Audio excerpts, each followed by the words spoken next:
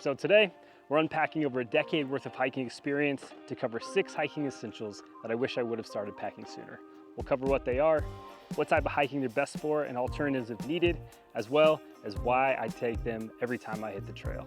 So, starting off, get yourself a good pack. While it may seem obvious, the amount of people that I always see on the trails carrying a water bottle in their hand for multiple miles or constantly complaining about their backpack being uncomfortable is crazy.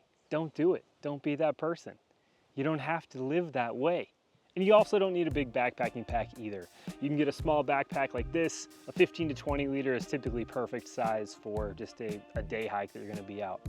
So you've got that. You can do a hip pack, which keeps all the weight mainly on your waist and hips in case your shoulders get tight. Or my personal favorite, a running vest. It actually keeps everything really close to the body. They're typically very lightweight, as well as have tons of storage kind of in and around the body. Most importantly, just get one that's comfortable for you.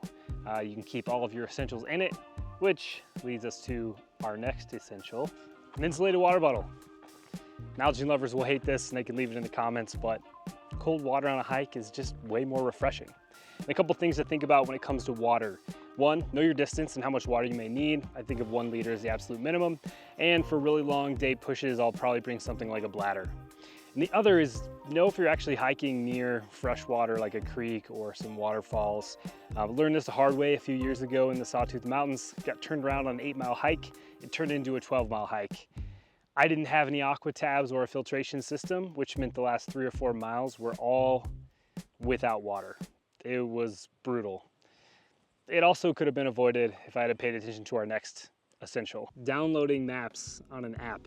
Having an offline version of a map for when I don't have service and get turned around on a trail has saved me probably more times than I'd like to admit. It's also great if you use an app like AllTrails and are traveling to find local favorites and great hiking spots, as well as check trail conditions during shoulder seasons. I use that feature a ton. Speaking of shoulder seasons, if you live in a place like Boise, you know it can go from a pretty chilly morning to blistering hot in just a few hours. That's why I love hiking in our long sleeve shindig shirt. It is great extra layer for those chilly mornings, but it's got UPF 50 and is breathable for hot days like today. You know, if I feel like the back of my neck's getting burnt, I could pop the collar a little bit, get some additional protection. If I'm ready to ditch it, I can pack it into its own little pocket, stash it away, or I can always fill the pocket with snack. Hangry hiking is not happy hiking. Doesn't matter how short you're going, just make sure you have a snack.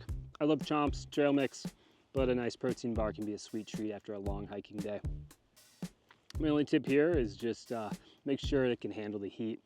Nothing worse than opening up a chocolatey protein bar that's all mess and no snack at the end of the day. There'll be a lot of day hikes where boots actually may feel a little bit like overkill. So that's why I suggest investing in a pair of dedicated hiking or trail running shoes.